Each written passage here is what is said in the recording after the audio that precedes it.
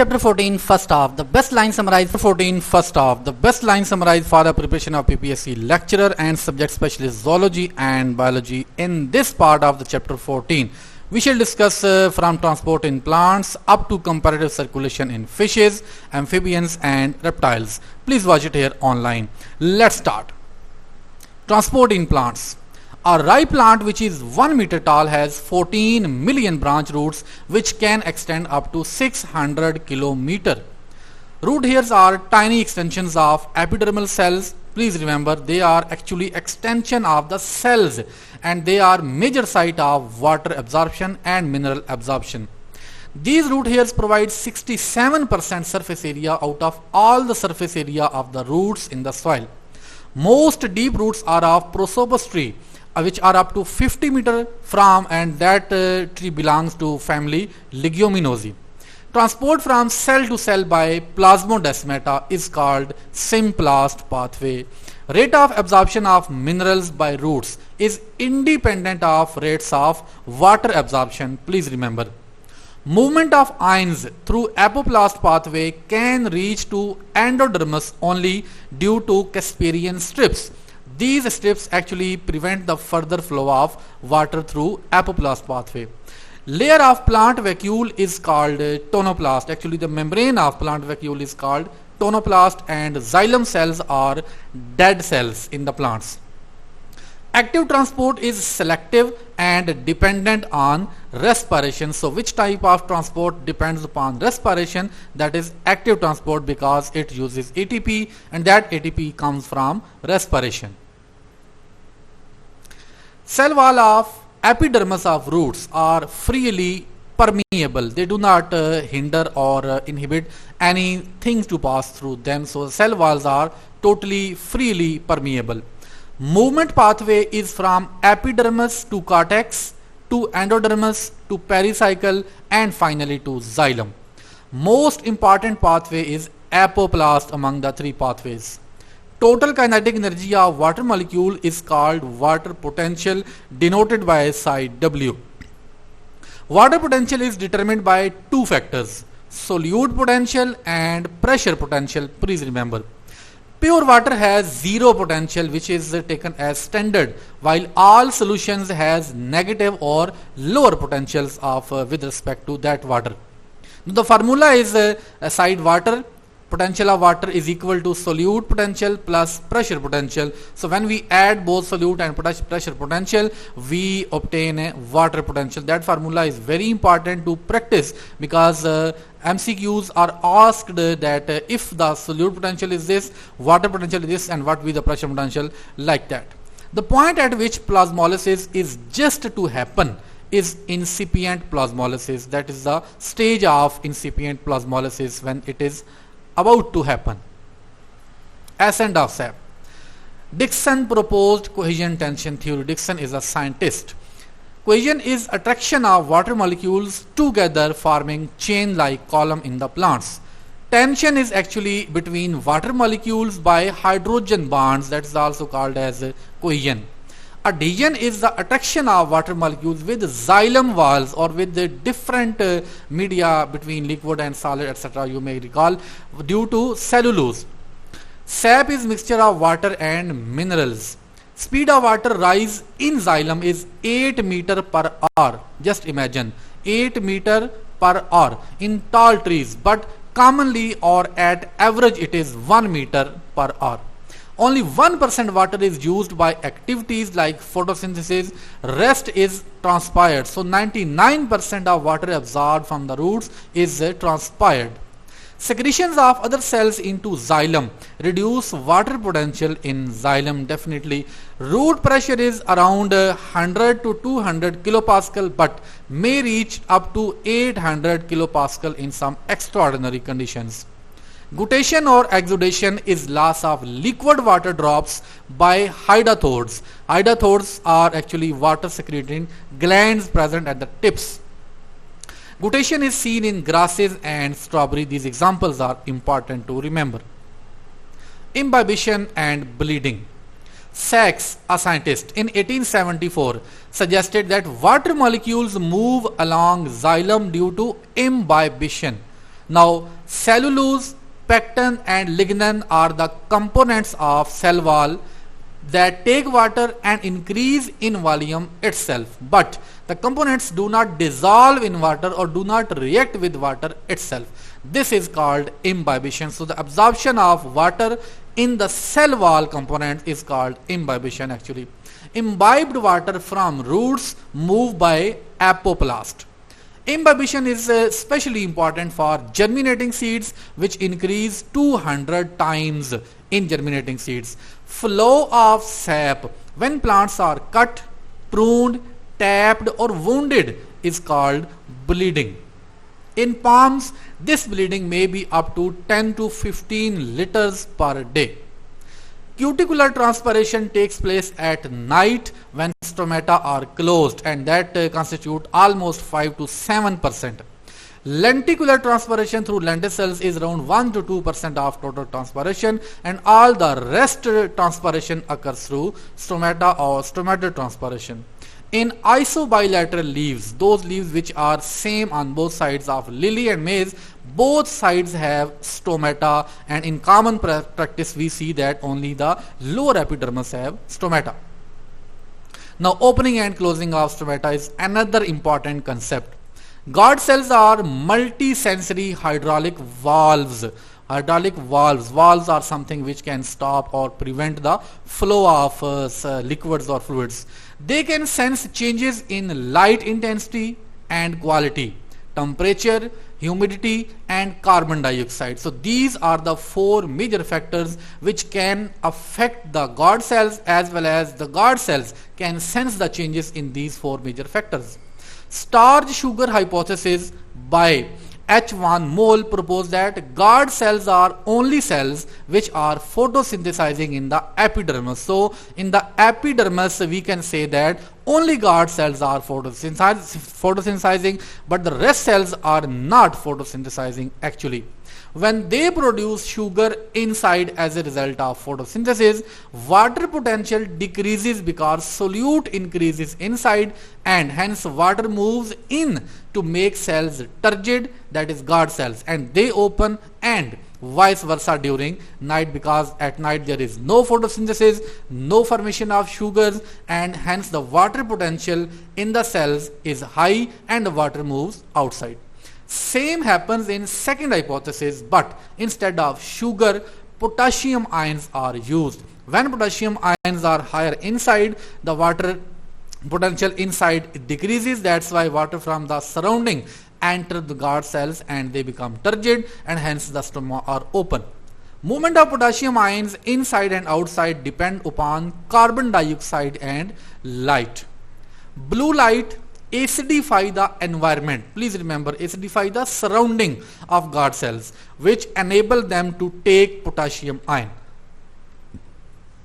Factors affecting rate of transpiration. Excessive loss of water from plants cause wilting of leaves in herbaceous plants, and in some time the death of the plants. When light is available, potassium enters guard cells to make them turgid and open. Temperature causes closure of stomata between 40 to 45. Before 40, every 10 degree rise in temperature doubles the rate of transpiration because stomata clearly open. But when temperature is above 45 degrees centigrade, stomata close. Abscisic acid is released by mesophyll cells which stop potassium ions to enter guard cells. Now please link the abscisic acid with the potassium ion, and which is a hormone. Low carbon dioxide stimulate active transport of potassium into guard cells as well. So when CO2 is lower in the surrounding, potassium will enter to guard cells and will make them turgid. In humid air, diffusion is reduced due to gradient. Transpiration is necessary evil. Why it is necessary evil? Because loss of water is thought that is an evil. So plants lose water because they require minerals and salts and other nutrients to absorb from the roots and should be transported to upper parts of plants. That's why they lose water. They do this evil because they have to survive and they have to absorb their nutrients. Translocation. Phloem constitutes the inner bark. is present outside xylem. So in the vascular bundles, phloem is usually present outside the xylem and xylem present inside the circle. Sieve tubes or elements conduct transport of sugars and organic materials out of phloem cells. Portions of cell walls where pores interconnect conducting cells are sieve areas. Companion cells are present with sieve tubes connected through plasmodesmata. Please remember, companion cells are connected to sieve cells with the plasmodesmata. So they do not require any kind of energy to diffuse particles from one into another. They supply proteins and ATP to sieve tubes and pass sugars to sieve tubes by diffusion or simply passive transport. Phloem transport is not vertical or horizontal, but it is actually from source to sink. So if the source is lower and sink is higher, then that will move from lower to higher direction. Similarly in horizontal direction as well as in vertical. So we cannot fix any direction with the movement of phloem solution. Beetroot is sink during first growth and source during next growth. Aphids are used to study composition of materials flowing through phloem. Aphids. Material contain 10 to 25% dry matter. That composition is of the phloem material or phloem sap.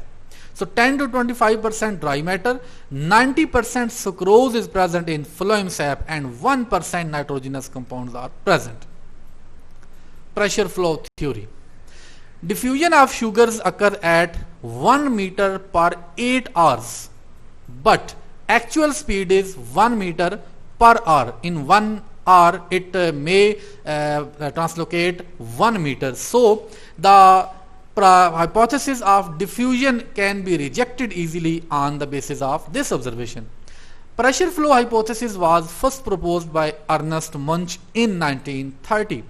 Photosynthetic source produce glucose, which is then converted to sucrose if it is not used by the respiratory or the photosynthetic or other activities, etc. Sucrose is actively transported to nearby companion cells. Actively transported means they require ATP energy, and then it diffuses through plasmodesmata to sieve tubes. When sucrose concentration increase in sieve tubes, water enters sieve tubes due to increase the pressure. This hydrostatic pressure in sieve tubes forces the sucrose toward sink. When it reaches sink, it is first taken by another companion cell, then is actively transported to sink using energy. So that is the hypothesis about the flow of sucrose or flow of materials or food in the phloem, which is called pressure flow theory. Circulatory system. In Hydra and Planaria, transport occurs through simple diffusion through general surface or through ectoderm and endoderm cells, which are directly exposed to surrounding. Ectoderm and endoderm in Hydra are directly exposed to environment. That's why they can absorb, they can secrete their waste outside directly. In Planaria, mesoderm or parenchyma layer also get nutrients through diffusion from either endodermis or ectodermis. Open circulatory system is present in arthropods, mollusks and tunicates. Please remember these three names. Closed system is observed in annelids, cephalopod mollusks and echinoderm. Now you can observe that mollusks are present both in open and closed. So in these cephalopods there are two groups of cephalopods actually which have closed system, like octopuses and other ones I am forgetting. So here is the comparison of open and closed circulatory system between Pheretima and Periplaneta. Pheretima is a genus of earthworm, while Periplaneta is a genus of cockroach. So actually we are comparing between the earthworm and cockroach. Now Pheretima, no direct contact with body cells, directly bath body cells. This is about blood. So blood is not in direct contact with the body cells because it flow in the vessels in closed circulatory system, but in open circulatory system, blood directly passes the cells and exchange occurs. Arteries, veins and capillaries are present in closed circulatory system, while blood flows in hemocoel or cavity. Because the blood is mostly called as hemolymph because it flows in hemocoel and cyanosis. In closed circulatory system, exchange occurs through capillaries, while in open, exchange occurs directly. No capillaries are present in open circulatory system. Now, closed circulatory system transport carbon dioxide and oxygen, while carbon dioxide and oxygen are not transported by open circulatory system, rather they are transported by tracheal system, which is observed in the cockroach. Hemoglobin, the pigment, and nucleated white blood cells are present in the blood, while there is no hemoglobin in open circulatory system, and blood have nucleated WBC, which are actually spread here and there. Advance and maintain blood pressure. Closed circulatory system is most advanced and can maintain blood pressure, but the open circulatory system is primitive or old and do not maintain blood pressure. In closed circulatory system, 4 or 5 pairs of hearts are present between 7th to 13th segment, that is specifically about earthworm. Please remember the segment number as well as the pairs of hearts. While in cockroach, there is a 13 chambered heart. Heart is single but is divided into 13 chambered in mid dorsal area. Now, closed circulatory system is interconnected with dorsal, ventral and subneural arteries and tubules, you can say, while in open circulatory system, dorsal vessel form aorta around head.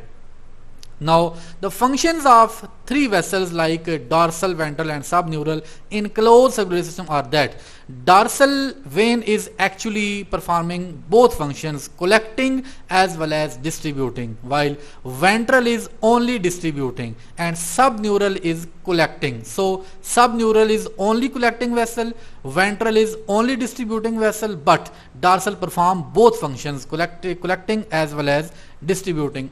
But in open circulatory system, heart collect blood from ostia from cyanosis. Now please remember the word ostia because you have also read this into sponges. Circulation in fishes and amphibians. Heart of fishes work as single circuit.